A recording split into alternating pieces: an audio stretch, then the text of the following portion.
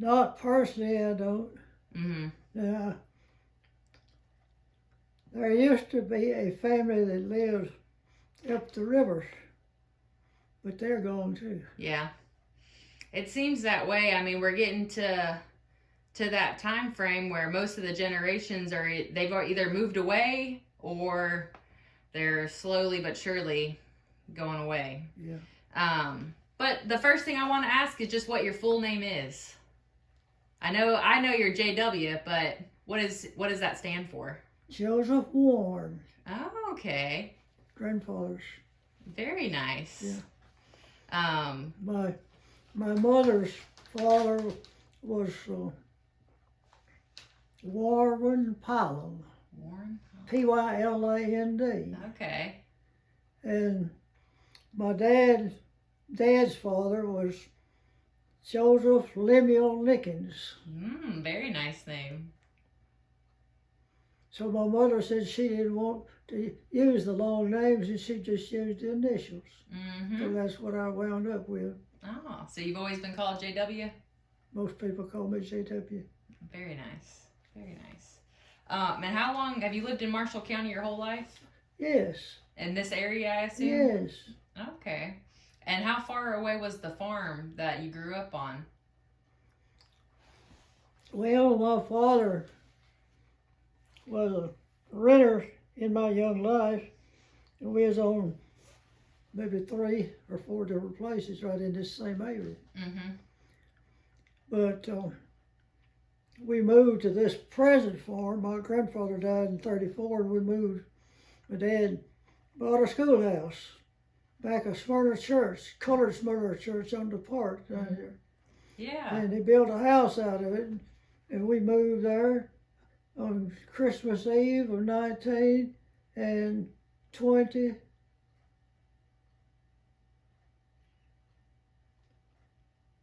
I've got that wrong. We moved there on Christmas Eve of 37. Okay. And when were you born? What? When were you born? 25. 25? Oh, very nice. I was about 12 years old, something like that. Yeah. Well, my mother's sister married a Berber, and the Berber people lived in the park at that time. It wasn't a park, it was a Horton farm. Mm-hmm. And so they lived on the farm?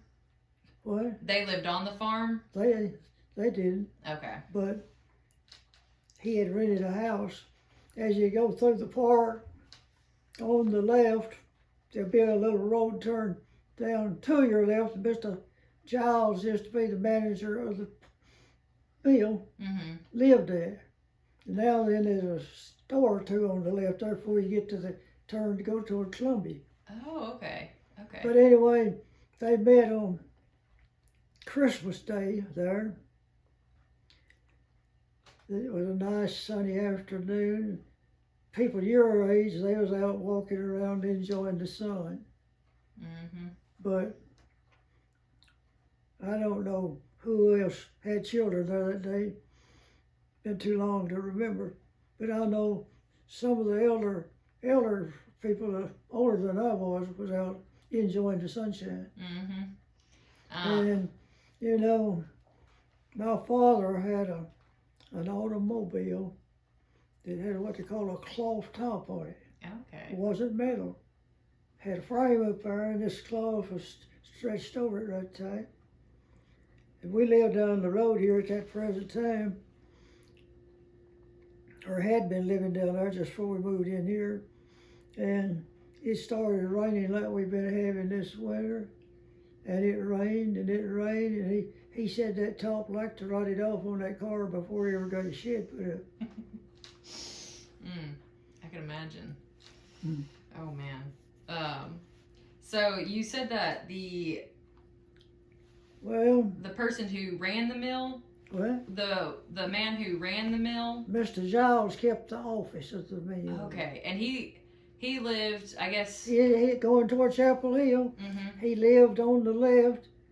Little road turned into the left where Mr. Barber lived, and he lived in the house on the right-hand side there, the closest to that first store there now. Okay. That's okay. where he lived. on, is it on Nashville, like the current road, Nashville Highway, or is it River Road? Do you know? River Road would be directly across from where the mill Yeah, was. it wasn't on River Road. This little road went back in there to where that house was. Okay. Yeah. Wow, good to know. And his name was what? Giles? His name Mm-hmm. was Paul Barbara. Okay. Mr. Giles lived in the house where you turn right off of the main road and you turn and go back there to where Mr. Barbara lived. Okay. So as an adult, were you a farmer also, or what did you do once you became an adult? Was I a farmer what? Were you once you were an adult? Were you a farmer, or did you have a different occupation? I just grew up as a farmer. Yeah. And what was the main things that you would farm? Well, various things. Mm-hmm. We raised hay of different varieties, and corn. Soybeans hadn't taken a big jump at that time. You didn't hardly know what a soybean was. At that time, probably not. Yeah, but anyway, more or less they raised feed for animals.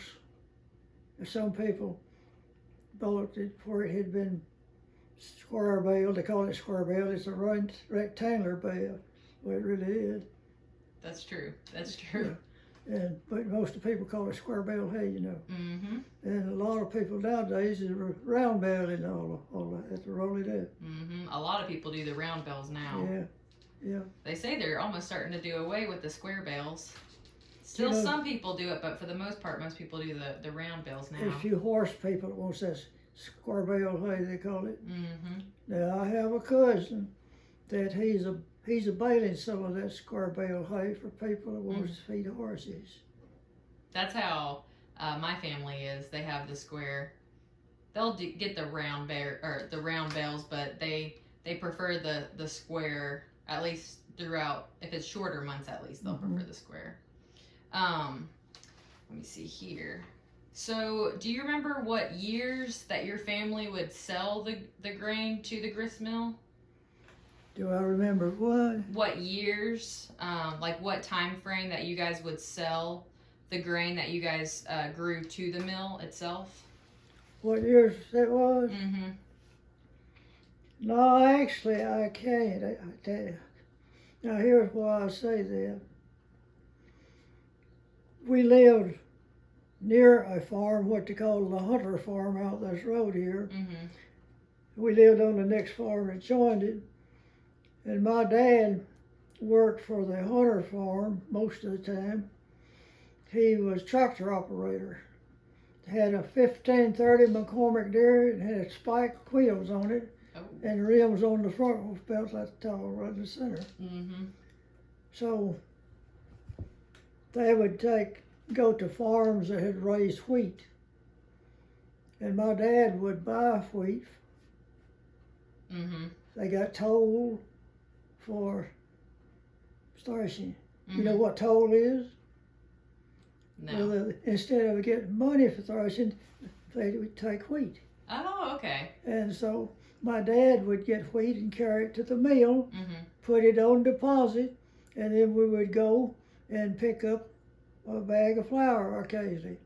But most of the time when we picked up the flour, we had white shell corn, and we'd carry that and get meal. Okay. And that would just be all throughout the year, that you'd have it on deposit? Had it on deposit, and you go pick it up when you needed more flour or wheat, cornmeal. Mm-hmm.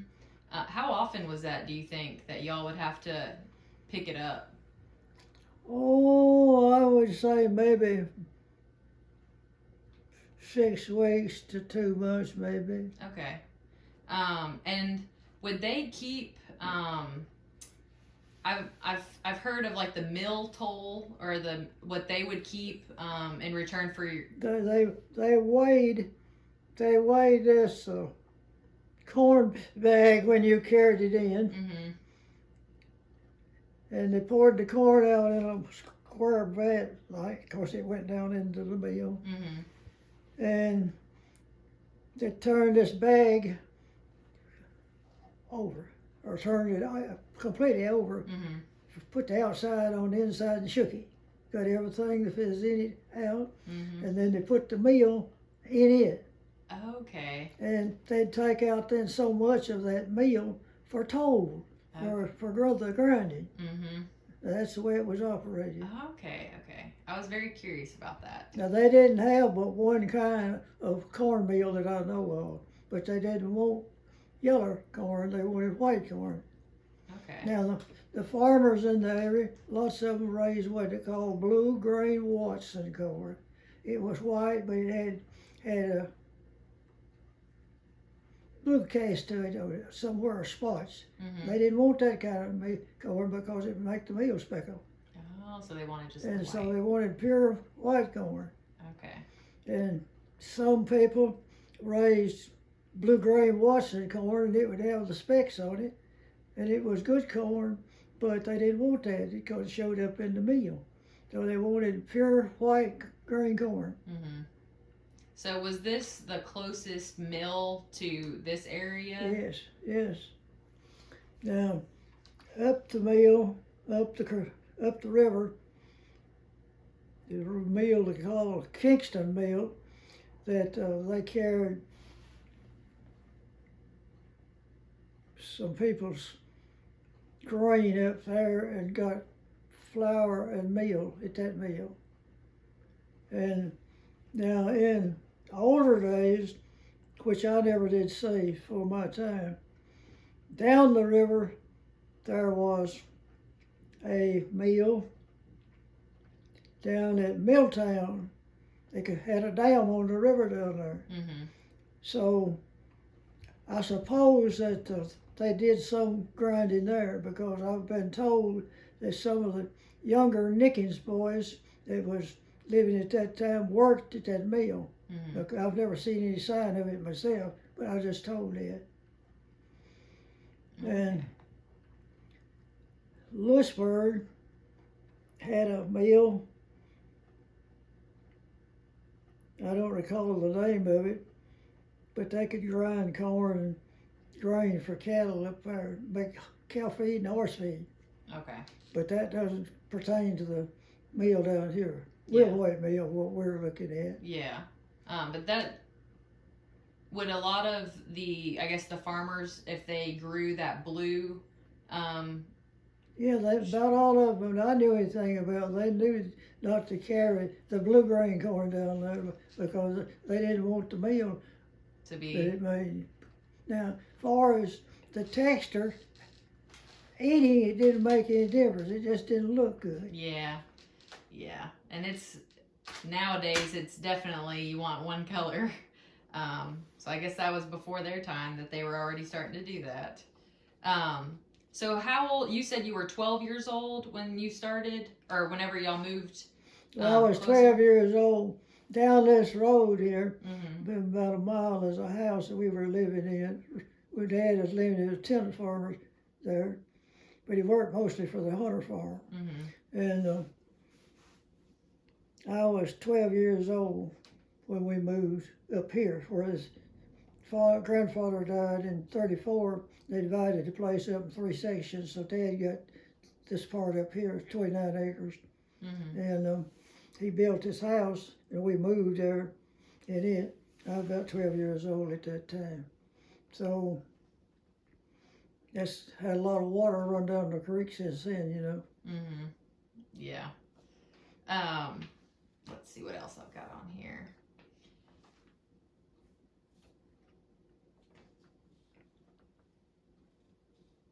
How would you guys transport the grain or the wheat? So did y'all only bring wheat up there? Was that all that your family would do, is bring the wheat up to the mill? Or did y'all bring anything else? Well, we didn't take anything else but the corn to make the meal. Mhm. The flour was already on deposit. Okay.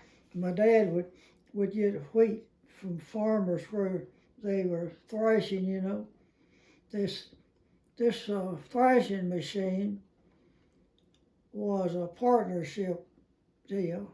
3 people owned the thrasher. Mm-hmm. 1 man owned the tractor. So my dad was operator of the tractor. Okay. Very nice. how much, I guess, meal or flour would y'all, like, how big of a bag would it be? Do you know? The, Whenever you would, I guess, whenever. flour would be in 24-pound bags, Okay. cloth bags, Mm-hmm. and you could empty it out and use it, wash the bag out, and the ladies would make clothes for people to wear in the family. Okay. It was good cloth that they packed this flour Mm-hmm. in. I guess it'd have to be pretty good material to keep Uh-huh, everything in yeah. it and keep it good. Yeah. Let's see.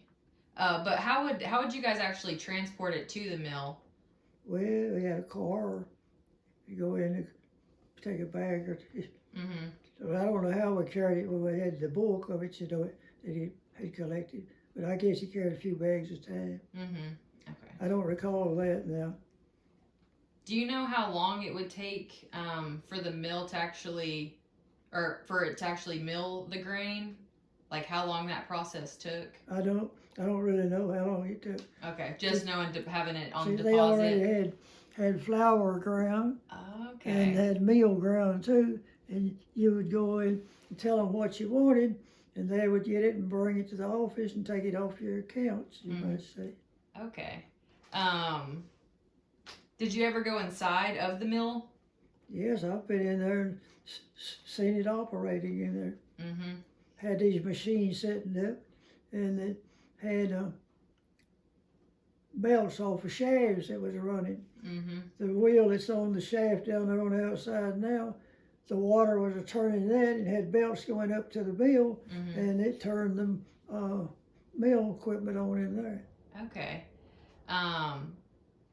It's crazy to imagine what it would have looked like then, since like right now, all I've seen is having that wheel out there right now.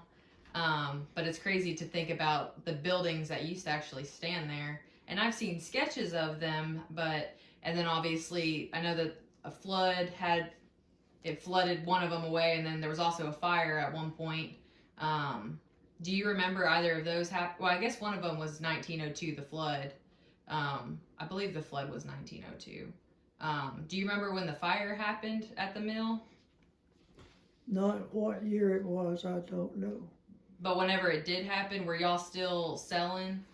Or not selling, but we still had deposited grain there at the mill. Mm-hmm. But it seems to me like that I was in Lewisburg, Tennessee, and there was a big smoke back that way, Mm-hmm. and the mill was burned down. Mm. So for you guys that had deposit, was that just I know once it burns down, there's not much they can do about it. So for you guys that had deposit on, does that just mean that everyone just kind of doesn't get anything out of it? Most of them did. Yeah. Why I'm saying that, I think the mill was named Kingston Mill. It was up the river farther, and they would. I don't know how they arranged it, but with the mill. But anyway, if you had it on deposit at the mill, I reckon there was a record of it, maybe saved, and you could go up there with Mr. Horton. It'd be days that he's going to go up there and pick up, and if you want to take something off your deposit, well, you could get it there at that mill. Okay, so whenever theirs built or burnt down, you were able to go to the other one? I went with him a trip or two up there. Okay. Yeah. I was curious how they would go about. Well, that's how they did it. Okay. They made arrangements for them up there, and I don't know what the arrangements were, but you could go up there with them and get off of your deposit. So did you know the Horton family too? Were they involved with the mill, or was it just the miller itself? No, I don't know much about the Horton family. Mm-hmm. Or the Wilhoit family? Now, my father knew Mr. Wilhoit, Mm-hmm. and my dad said he was at the mill one day. It's time to have, they called it dinner, in the middle of the day. Mr. Wilhoit told him, says, I've got to go eat. You go eat with me. So he told him, no, he just wait. No, you come on and go with me. So he got over to the house, And Mr. Will Hoyt told him, he says, now, I'm going to have a special bread. I have dyspepsy. And, food wouldn't hardly lay on his stomach. And he says, I have to have my bread cooked in ashes. Mm. My dad told me that several times. That's what Mr. Will Hoyt told him. Wow. That's the first I've heard that. So Yeah. was he a pretty personable guy? Pretty nice, I guess? Was he a pretty nice guy from what you've heard, I guess, towards your dad? Mr. Will Hoyt, and I think my dad were pretty good buddies. Yeah. Very cool. And I guess the town, do you remember the town of Will Hoyt? What the town had? From what I've heard, there was a general store, a blacksmith, a post office. Was there any other stores or anything at that time that were around? Well, all I remember about where you turn into the right going toward Chapel Hill, there was a store right on the left right there. And best I recollect, there was 2 dwelling houses where that ridge was back where you went in front of the mill. Mm-hmm. And my wife and I married there right across in front of the mill. Mm-hmm. Oh, wow. June the 29th of 51. Wow, June the 20th. Well, that's coming up, isn't it? Just next month, June the 29th. Was that pretty common area for people to get married, or why'd y'all choose that I spot? don't know, but the minister of Smyrna Baptist Church, which is on the south side of the park, Mm-hmm. he was one who was going to marry us, so we went to his home and we got married there. But we had a drought on at that time. June was so dry, Mm-hmm. and when we got to Laws Hill, we come up a cloud, and before we got down to where the park is, it rained the gully washers, they were saying it.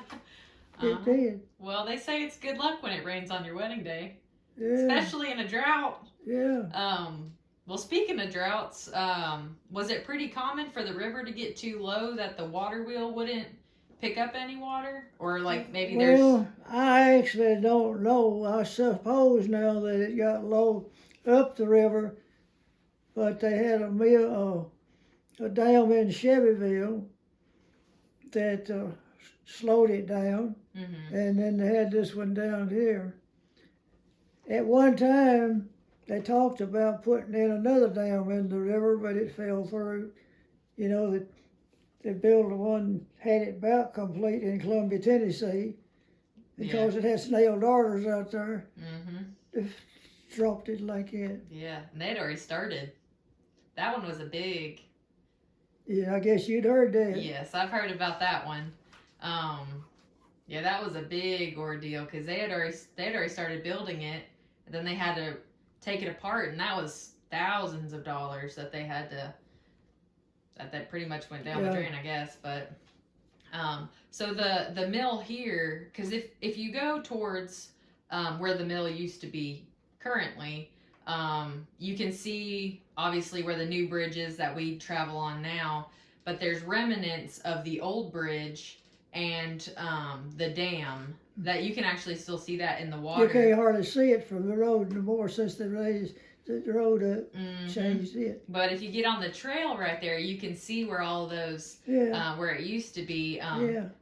Was it just the one bridge that you remember, or did they? Hang on, there was. Now, looking north there from the bridge is the river is coming down from the northeast, more or less. Mm-hmm. There used to be another dam up that river.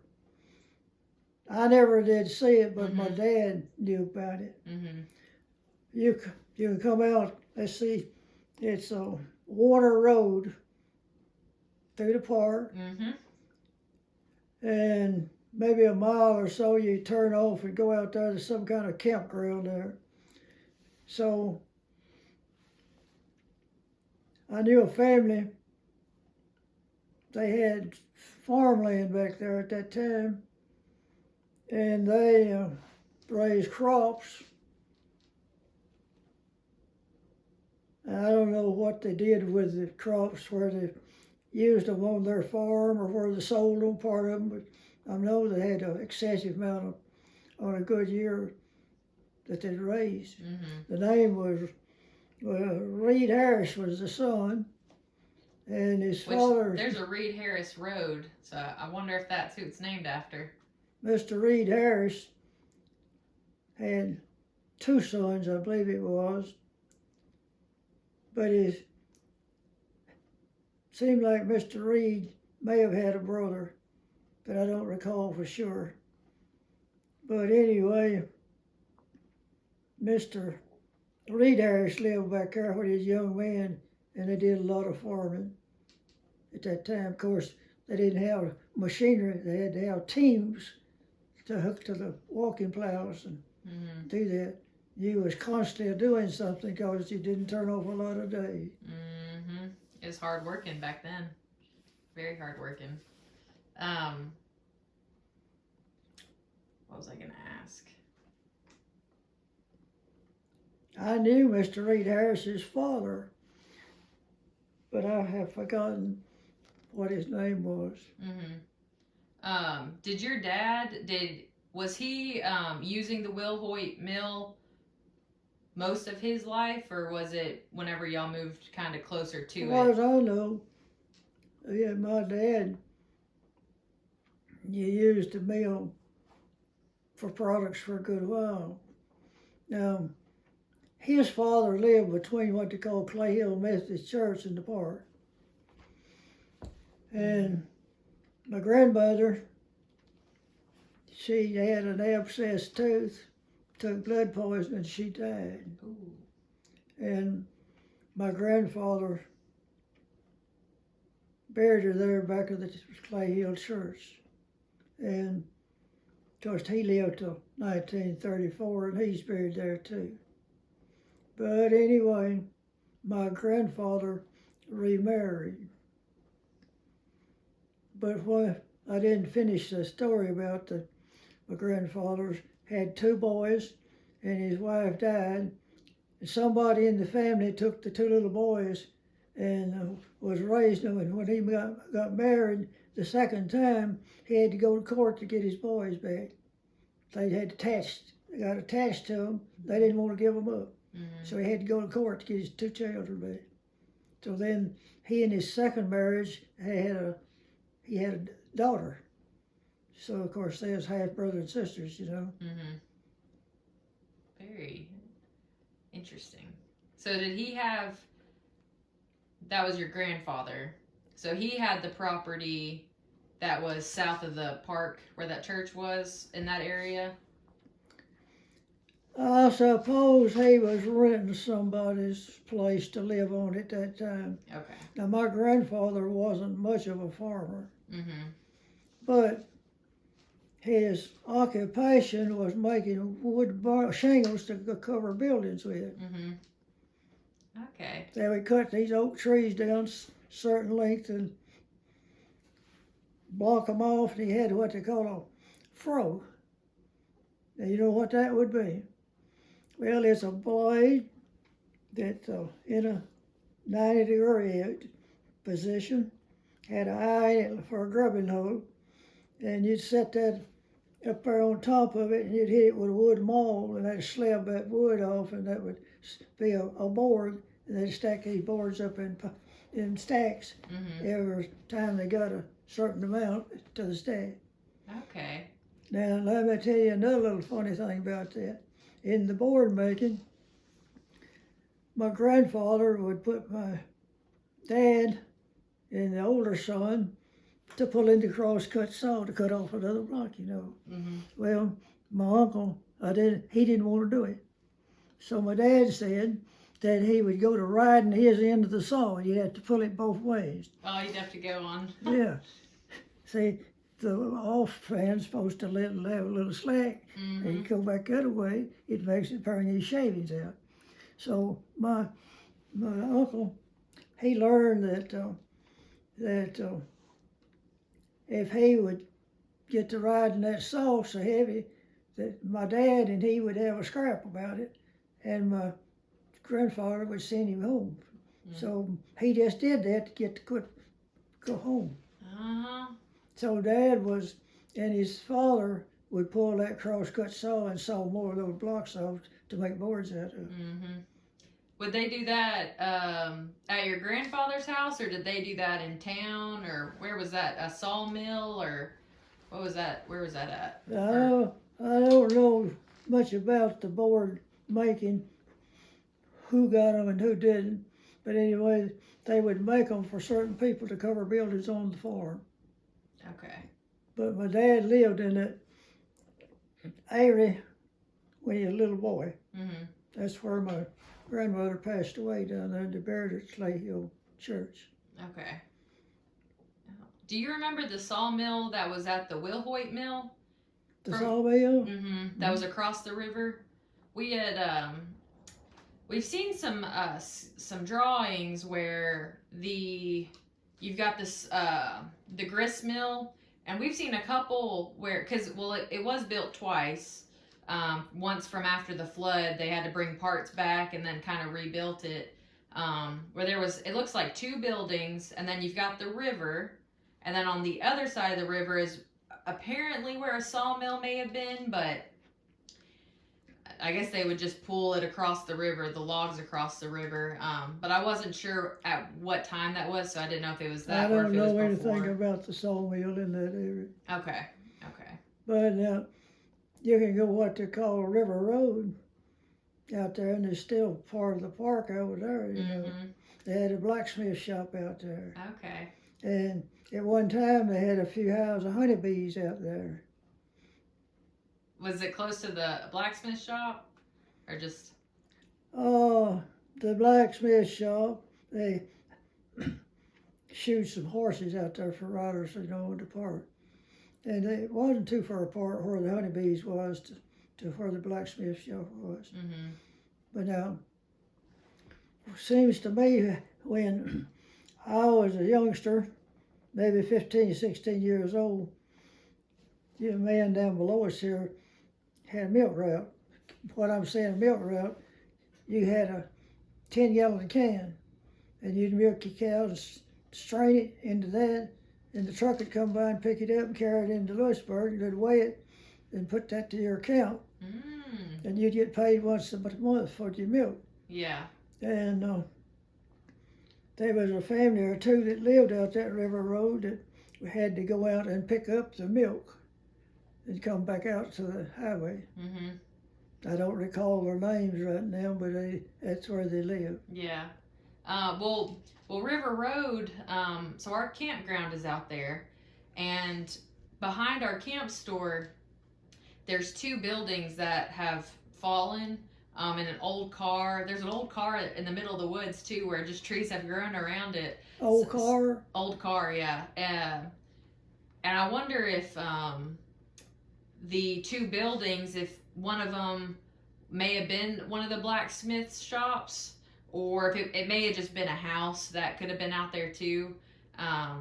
It's weird to imagine there being a blacksmith shop out there. And well, I presume it was one back there before I knew that area. Mm-hmm. But the one that they was using to shoe horses, seems to me that they were just shoeing the horses for the park riders. Okay. I believe that's the way it was carried on.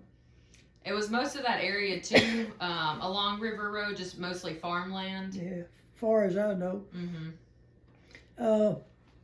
When we were hauling that milk out of there in those cans, we didn't go a couple of miles maybe out there. Somebody was milking a few cows. We'd go out and pick that up and come back out to the highway, Horton Highway, and go on west of Chapel Hill, and there was some cows being milked out there by a few people, you know. Mm-hmm. And we'd go in Chapel Hill, and we go through Chapel Hill to Unionville Road, and made a loop out there and picked up a few cans of milk at that time, and then head back to make the route to Lewisburg.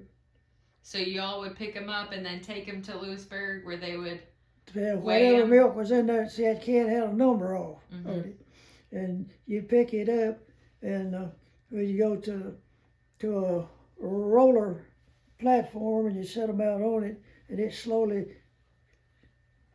went downhill. And these cans would roll down. They'd make the curve, they'd stop, and they'd reach out there and get a can of milk, and whatever number was on it, well, they'd weigh it and give that person credit for that milk. Okay. Now, would you take it back out there?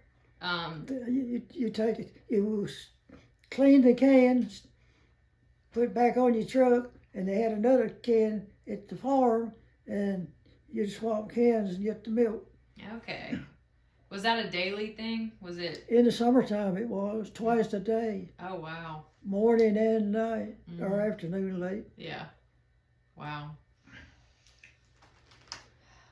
A person by the name of Melvin Haley bought this route, and he ran it for a good while.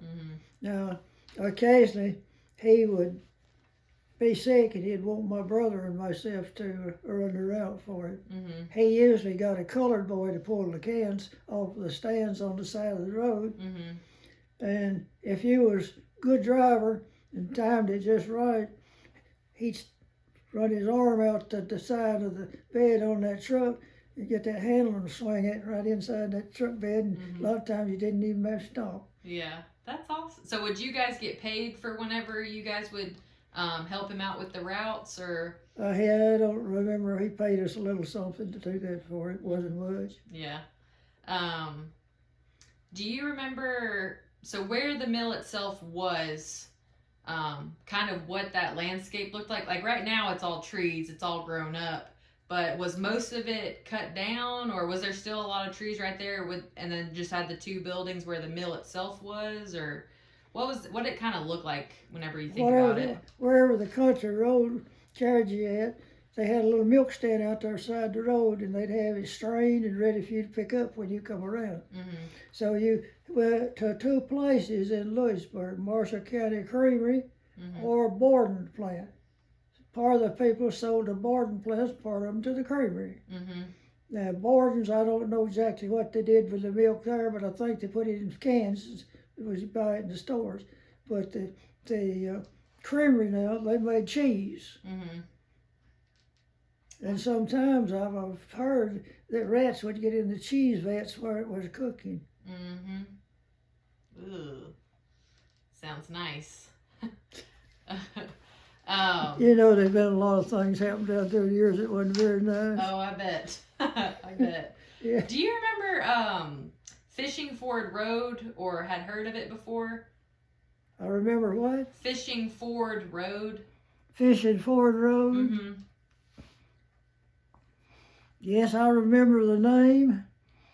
Right this moment, I can't tell you where it was located. Well, I think it kind of was like parallel with the highway before the highway was really the main road that everyone used. It seemed like it kind of bordered, but I didn't know if that road was still being used or if you had heard of it. I've heard that name, but I don't remember anything about it much.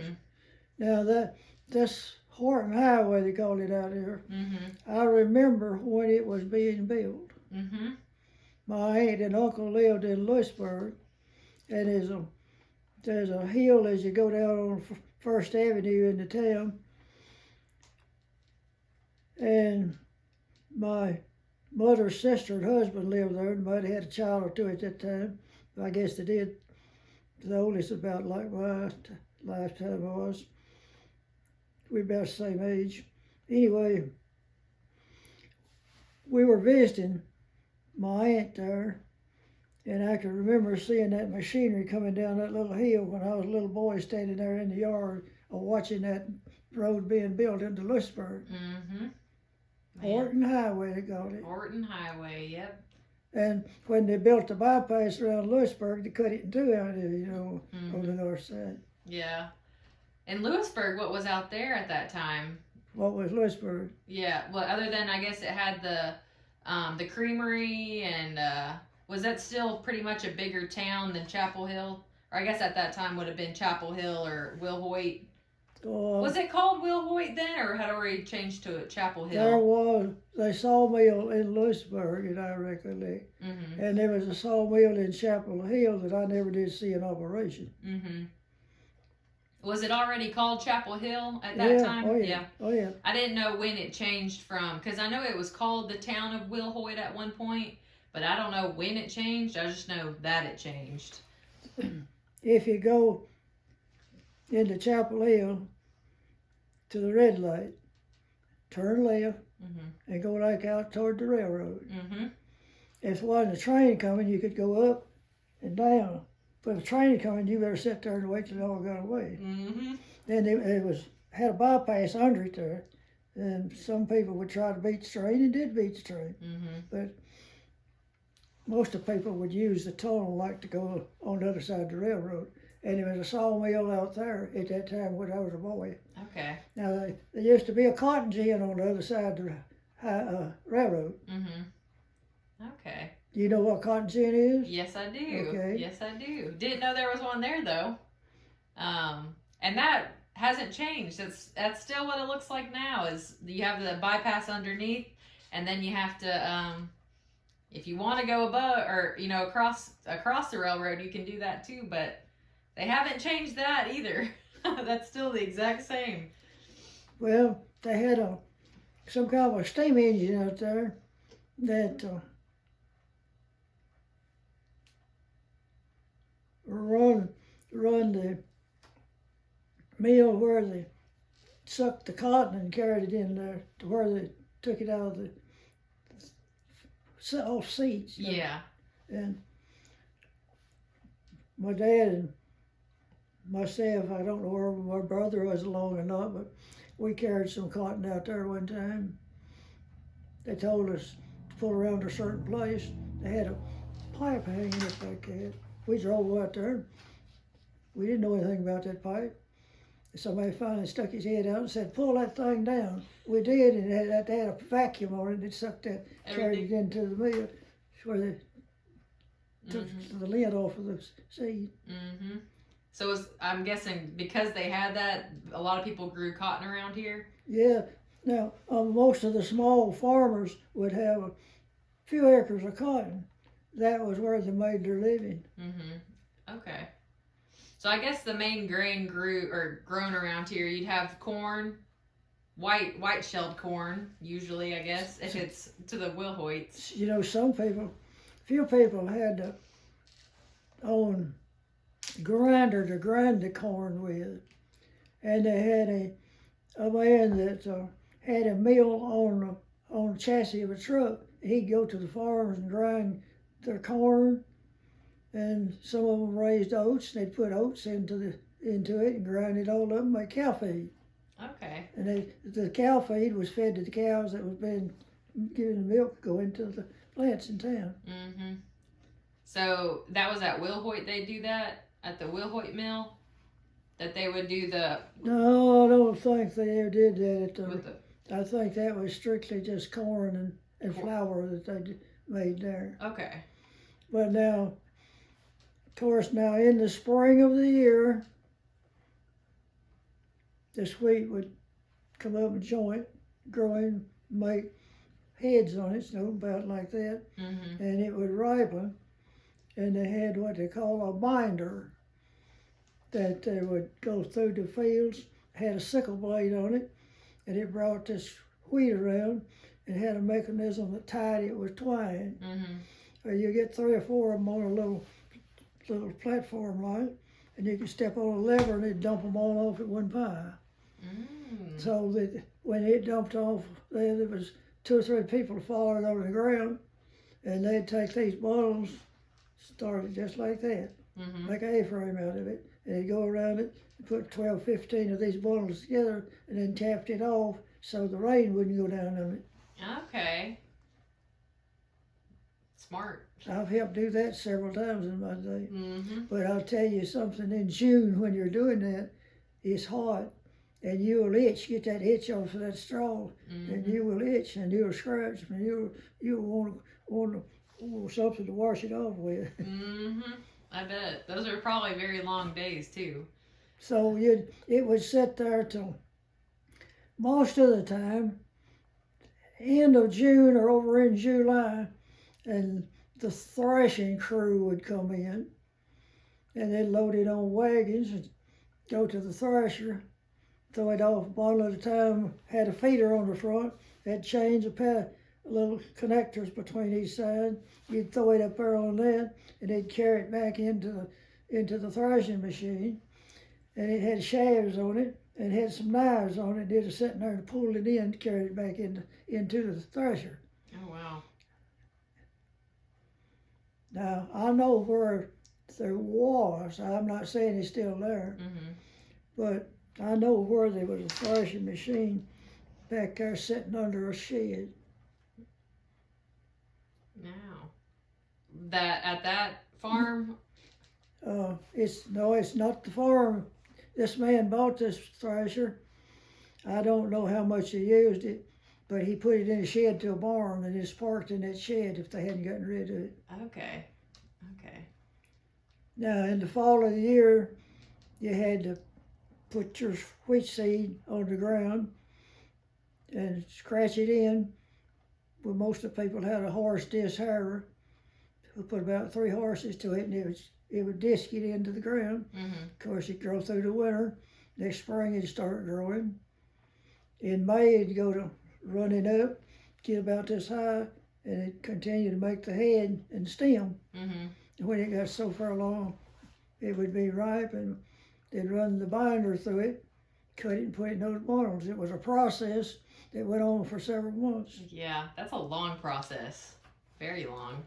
But, And then your dad would get to keep a portion of it. That's his payment, I guess. anyway, Your dad would get to keep a portion of it, and that was his payment well, or his toll. most of the time, he would buy some of the toll. See, the threshing got toll Mhm. from the farmer, and he'd buy some of that toll and we'd carry it to the mill and put it on deposit. Okay. That's the way we So operate. that's the full circle of it. Mhm. How much? I don't even know what it would it be pounds or just amount that they would. Well, it was sacked off most of the time in 60-pound bags, tow bags. Mhm. And you took a cotton string and a needle, sewed it across the top, pulled up an ear on it, sewed it across the next and pulled it up and wrapped it around, sewed it back, pulled the string. Were they cotton sacks? Yeah, it's burlap, Yeah. brown bags. Mhm.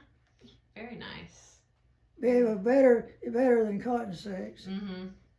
Okay. And then they would use those bags for the flour, or would that be like the cornmeal? If you had corn and you brought that in, I that's what they think that they furnished the sacks so you got the flour in. I believe they did.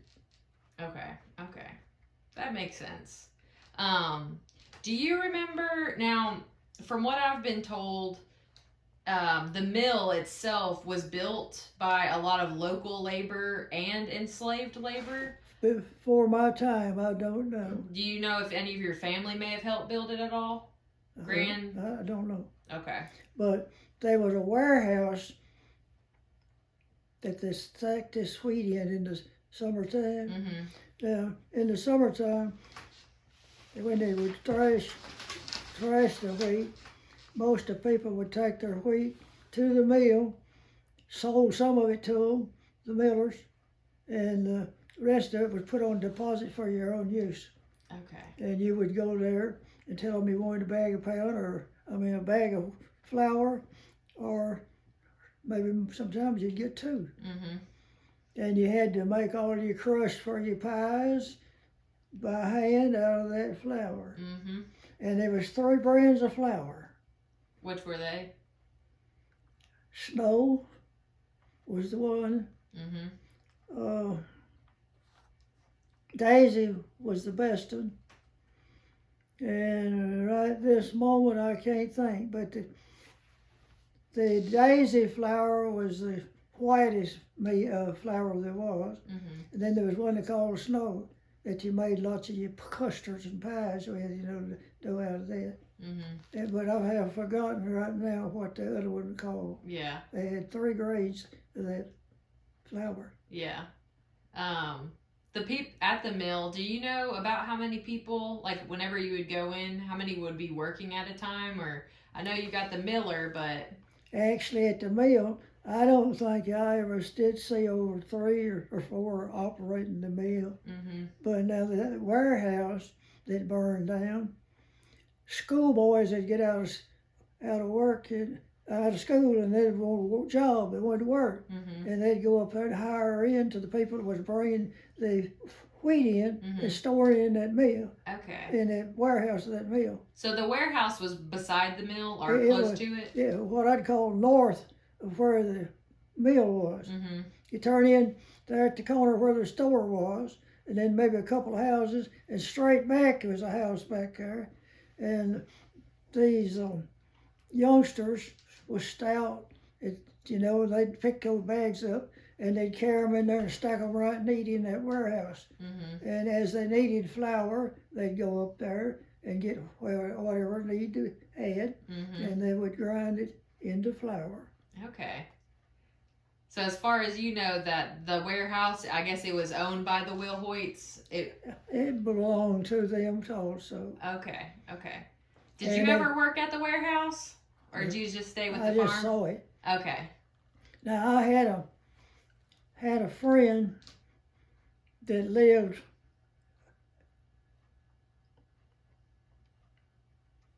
on the north side, probably like you go into Chapel Hill. He worked for the mill. Someone at the mill would go out to the country stores and take orders for flour and meal. And this guy where I'm telling you about that lived there, his wife was a school teacher in Chapel Hill. And he carried the orders around wherever he has filled out an order for, Mm-hmm. and delivered it at stores. And he'd go through the country where these little country stores was, Mm-hmm. and delivered whatever they had ordered. Okay. But he would come in the afternoon, and most of the time he would load the truck and have it ready to go out to deliver the next morning. Mm-hmm. Okay. Did he work there for a long time? Yeah, he did. Yeah. Yeah. So was one of the houses there on the left where you going back in there toward the mill was, they lived there in one of those houses. He and his wife did. Mm-hmm. Oh, so he lived right there close to it. Mm-hmm. Oh, wow. Yeah. Um. Now I didn't see this. Mm-hmm. It's just hearsay that the river froze over one time, and somebody had an old model car, and they rode that thing across the river there below the dam, where the dam is now, Yeah. across that river, and didn't break through. That would have been a cold, cold time. Were the winters pretty cold Yeah. at that time? Because Yeah. now our winters really aren't. They're pretty mild. You have, this winter, I guess we had the negative degree. We had -1, -2, but. There's a man, he's dead now, that lived between here and the river, back this way toward White's Ford. And he said he hooked a wagon and team up one time and got in the wagon and rode a long ways down the river. And the water gets to be exceptionally deep down there. He said if he'd broke through, it wouldn't have been no getting out. Mm-mm. You never know how deep the river is. It could be to your knees, or it could be way above your head, and it all looks the same. Yeah. Mm-hmm. Oh, yeah. So the town, though, Chapel Hill, when you were growing up, what stores did they have there? They had the blacksmith shop. Well, there was 2 grocery stores that I could recall. Mm-hmm. Do you know where the saw shop used to be there? Where College run the shop? Mm-hmm. On the other side of the street, there was a store called Glasscock Store. And back here towards where funeral home is, before you got to the little road that turned there go west for a short distance. A fellow by the name of Frankie Freeman lived there, and Dr. Culberson had a doctor's office there in the house. Okay. If you got sick, you go to Dr. Culberson. Mm-hmm. If you had a sore throat, he had some kind of solution that he made up and put it on a paddle, and he'd have you open your mouth and he'd mop your throat and your tongue with it. Mm-hmm. So he was the doctor. Yeah. Did y'all have a smokehouse or a restaurant or anything like that? Meat butcher house or anything like that? We had a little smokehouse that we made. My dad built to put our meat in when we killed the hogs. Mm-hmm. We usually killed 2 or 3 hogs in the wintertime. Mm-hmm. Did y'all have your own hogs on the farm, or did y'all We buy raised those? them right here. Y'all raised on them? The farm. Yeah. Did y'all have cattle too, or just pigs?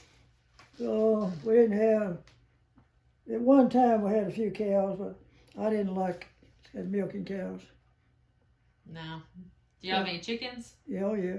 A lot of chickens. They had chickens. Mm-hmm. Did y'all have a general store or anything like that? A general store? Yeah, or was that pretty much the grocery store? Well, there was a general store out at Farmington. Mm-hmm. Maybe 2 at one time. Mm-hmm. At the crossroads there, down there in town, what you call town, middle town. Mm-hmm. But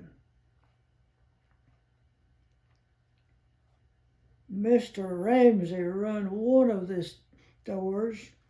The Musgraves run the other one back in the early days. And then the Bryant brothers bought it out and had a blacksmith shop right there in the middle of farming also. Mm-hmm. And old Dr. Sharp had the little building that he treated the patients in, mopped their throats and so on. Mm-hmm. My dad said that the colored feller was a helping thrash in the summertime. He stepped on a little brush pile, bumblebees come out, stung him all over the mouth. His mouth started swelling. He goes over to Dr. Sharp. Dr. Sharp, boy, no way needed. He couldn't hardly talk.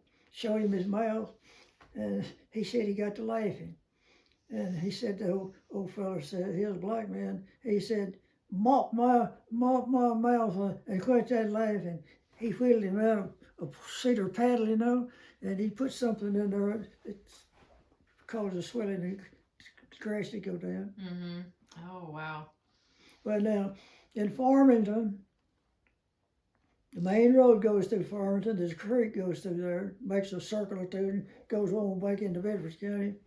But they had a flood, 1903 flood, and there's a man and a woman lived in a 2-story house pretty close to the creek, had a big garden spot, and that flood got so deep, they had a calf that wasn't grown, and they carried it upstairs, tried to keep from the flood, washed it away.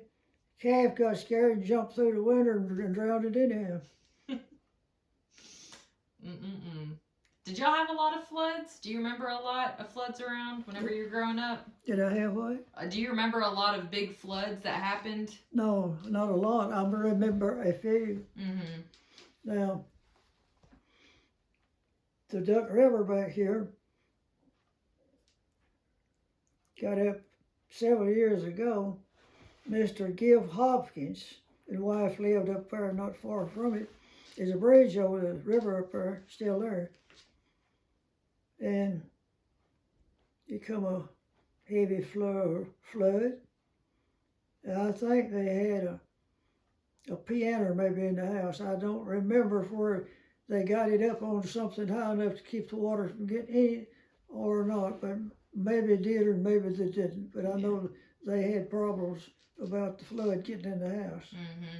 Yeah, even now the Duck River, when it floods, Yeah. I know on River Road, it covers part of River Road, and Right. it floods pretty good, so I could imagine anyone living by it, or the mill itself. I know the mill got washed one of the times.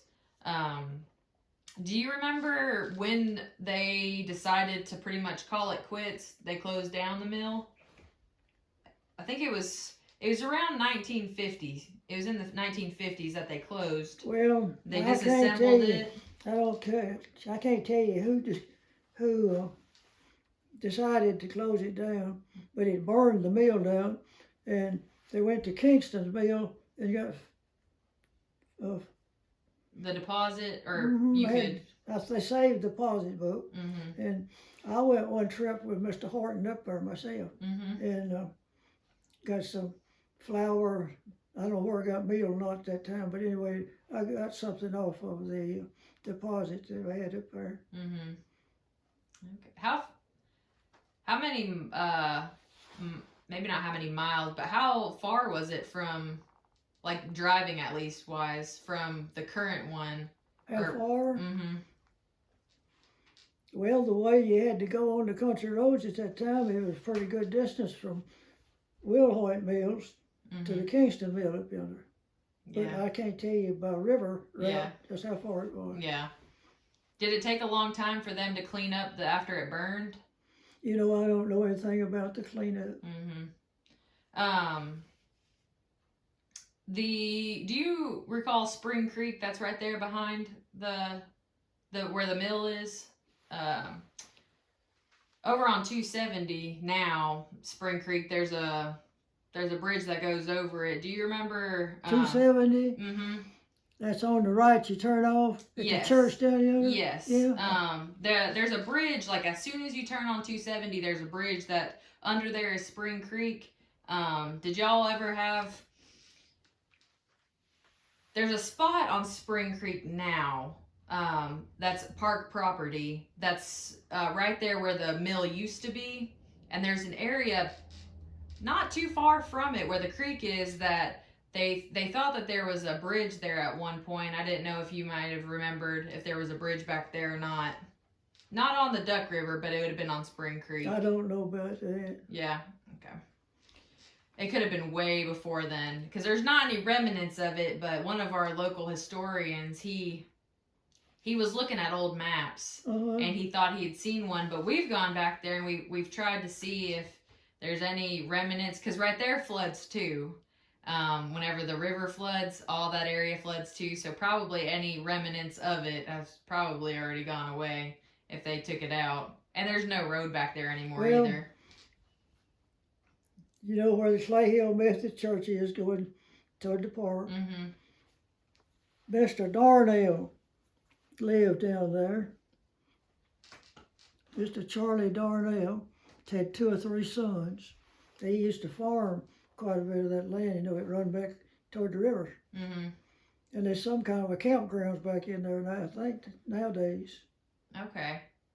But now, that's about all I know about it. It's back there. Yeah. I don't know who comes to it, anything about it. Mm-hmm. Well, some other people and myself have ridden back there a few times, but never see anything going on. I don't know what goes on back there, but people come there and camp, I understand. Mm-hmm. Did y'all used to go to the river a lot just for like recreation, fishing, or anything like that when you were younger? Did y'all used to go there a lot, or? Yeah. Pretty happening spot. Were there a lot of boats on the river at that time? Well, what? A lot of boats. A lot of boats? Mm-hmm. They little old bitty canoes that you paddle. Mm-hmm. Did y'all ever canoe? Well, we had one at one time. My dad did. I don't know. I guess it finally was rotted down. Mm-hmm. He and a friend of his used to take the boat and go to the river, catch his little old perch fish about like that, you know. His family back there had twin boys, and he'd go out there and get them, and they'd go down to the river and fish and catch those little things, what they call panfish, about like that. Mm-hmm. Some people call them perch, red perch, and some don't have any red on them. Mm-hmm. Oh yeah. Now right below the Clay Hill Church on the right, there was a family of colored people lived there, and he was a very good sized farmer for a colored man, Mm-hmm. and he did a lot of public work for people. He had a sawmill there, Mm-hmm. and he had a thrashing machine, and he would get out and thrash. He was a very prolific type of man, Mm-hmm. and he had the help to run it with, and so he would go about over the countryside too. Mm-hmm. Okay. So he probably would take some of his for deposit too, I guess, over at the mill. Do you know where the Ted Haskins Road is? Mm-hmm. You do? Mm-hmm. Well, one summer, Mr. Herman Batten lived back there on the river. He had a little threshing machine, and he had a little tractor, and it wasn't stout enough to pull that threshing machine and do much good threshing. So my dad and myself had a 1020 McCormick Deere tractor. So we made a deal with him. We'd take our tractor and thresh some of the people's grain back in there, and we did. Mm-hmm. It was on Mr. Ted Haskins' farm one afternoon. It came up a cloud. And the pipe that runs the straw out after it's threshed, makes a straw stack. And that wind got to whipping, and it was blowing it around where they was trying to sow the sacks. And Mr. Haskins come around there and said, "By George, can't you turn that thing some other direction?" He used the word "by George" a lot of things he was saying. By George. But Dad knew how to switch it a different direction, stopped it from blowing in on. So whenever you started farming as an adult, what was the main thing that you would farm? What's that? What kind of things would you farm when you were an adult? Well, when I was just a boy, I worked for other people in the neighborhood on the farm. Mm-hmm. But my dad, he got to where he wasn't able to do much for him. And I started, we're doing a little work myself here on the place. But I rented land in the area, and by the time I was 20 or something like that, I probably worked at 7,500 acres. Mm-hmm. Of course, now I had a fella to help me. I had 2 tractors, and we could cultivate 2 tractors at the same time. Mm-hmm. So where would you take? Would y'all take grain or grain or any, I guess, wheat or anything to another mill once the Will Hoyt closed down? I carried wheat off of the farm right back here out this road to the mill. His son had a pickup truck, and I had a pickup truck, and we carried the toll that their share of the wheat raised on that farm. We hauled it to the mill on those pickup trucks. Mm-hmm. Would that be the Will Hoyt mill, or would that be a different mill? No, we went to the Will Hoyt mill. That was the did? only mill close to us to make it. Okay. Flour. Oh, wow. Well, I think that's pretty much, you've covered a lot of stuff. That's awesome. I'm glad you have I know some more if I could put it together. Yeah. Well, if there's anything else that, those are all the questions I have at least. So if there's anything else that you want to tell that I may not think to ask or that you want to add, I'm up for any information you might have. But you've covered everything that I've at least wanted to know. Mr. Horace Warden has a son called Tommy Warden. Mm-hmm. You may have met and you may hadn't. The name sounds familiar, but I don't think I've Well, met. you know where Warner Road is? Mm-hmm. Off of Lost Hill Road over here. Mm-hmm. Take and go Warner Road, and it comes out in the park, Mm-hmm. Well, Mr. Horace Warden and 2 sisters, I don't know exactly how they obtained that, but anyway, they bought that farm there on the right. And raised lots of cotton. Mm-hmm.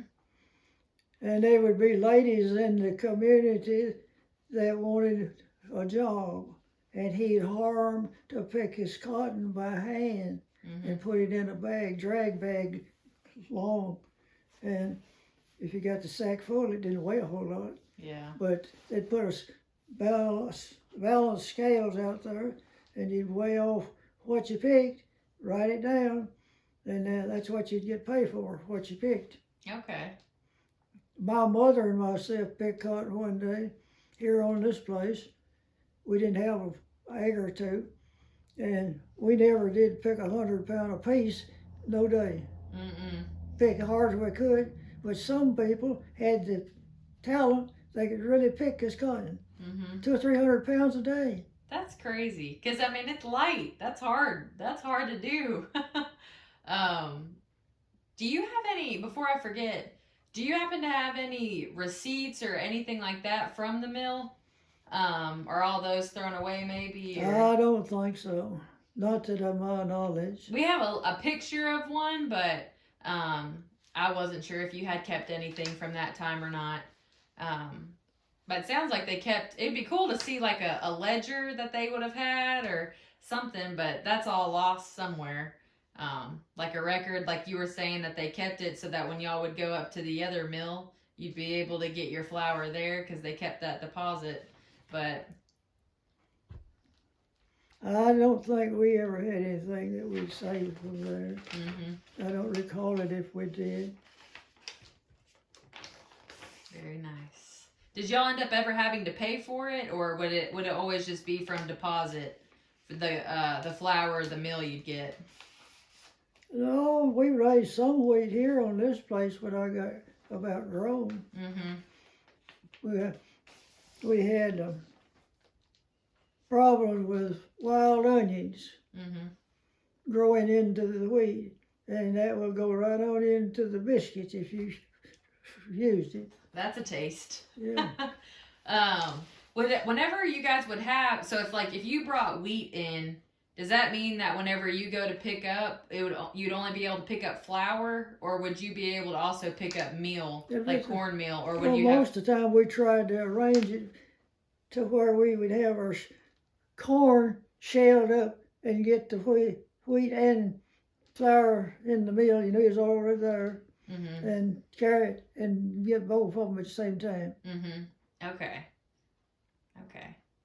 But would you have to take like corn there in order to be milled to get the cornmeal, or would you just be able to use that deposit that you had from the wheat also? Well, we have used some of the wheat deposit for meal. Okay. But we used to try to raise some white corn to make meal out of, because they didn't like it with those blue specks in it. Mm-hmm. Now, there was a corn, they called it, I don't know now, I have forgotten what they did call it, that was all white grain on the cob, but the cob was red. Mm-hmm. Oh. Yeah, the cob was red. Yeah. And it had white grain corn, little long grains of white grain, and it made good meal. Mm-hmm. See, I'm not a farmer, so all this is new information to me. I've never grown anything really, other than typical garden stuff, but nothing that's. Mr. Warden on that farm that they had there, where the Hopper Cemetery is, I guess, on that road. Yes. That was his land on the other side of the road there. Mm-hmm. And it goes all the way to the Baton Road going north. And he had hands that lived on the farm. And he had rented another farm or two, Giff Hopkins farm down toward the river. Mm-hmm. He rented that farm. He rented one down here where we call Smyrna Church. I've forgotten the name of the people now. Daniels rented a farm out that way. Mm-hmm.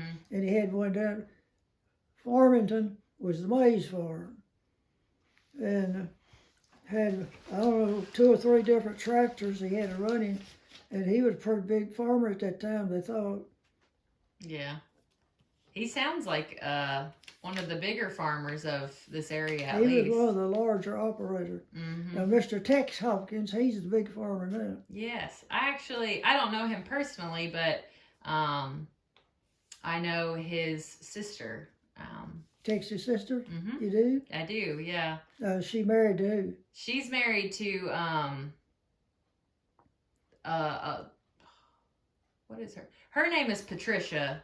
But they own the property on 270. They own a lot of the property that borders the river now. Todd. Yeah. Todd is that last name. Yeah. But Tex is her sister. She is Tex's sister. Yeah. So I've never met him, but I've heard of his family. His wife passed away a few weeks ago. Yeah. I know she was having some health issues. And I know that his brother also passed away. Yeah, he had a brother that passed away too. And he lived out, I don't remember what road it is, but it's by Clay Hill Church. It's that next road on the right. Because he would plant corn, and I think mainly corn was what he would. That was Billy Hopkins. Yes, it was. Yes. And he was married to a Chapman girl. Yeah. So so Tex and Billy's brothers. Yeah. And then his sister is the one. I actually was just at her house 2 days ago. They used to tell on Tex that he didn't want any other land, only just what joined him. Couldn't get big enough. He was a character. I knew Billy. You did know Billy? I knew Billy. He was always joking. He'd always have some sort of joke. Well, across the road in front of where Billy lived, there was a man that lived there by the name of Galbraith. And he run a little shop. He repaired various things there. But I was somewhere in Chapel Hill 3 or 4 years ago, and Billy was there, and he wanted to know if I was going straight home. I said, no, not really. He said, oh, I want you to come by my place. I have something I want you to see. And the Galbraiths lived across in front of him, and he had a cultivator built with a motor on it. And I think it had steel wheels with spikes on it. Yeah. And he'd been trying to get it to run, but he didn't have any success at it. But he wanted to know if I could tell him anything about it. I did a little about the engine. A little bit of a mechanic, are you? Well, I've been a mechanic for a long time. My dad did some mechanic work when I was a kid. And I had kinfolks that was blacksmiths. Sort of in the genes, I reckon. Oh, yeah. But I built my shop over here in 1965. Mostly I worked on farm equipment. And you know Jimmy Collins? I have heard of that name. He used to run the saw shop right there in Chapel Hill. Still. Oh, still does? No, he's not there now. He lives actually on Warner Road. That's why I probably know his name then. And he has lost his wife a few years ago. And a lady lives with him, they call her Linda. She lost her husband. So they just live there together. Companions.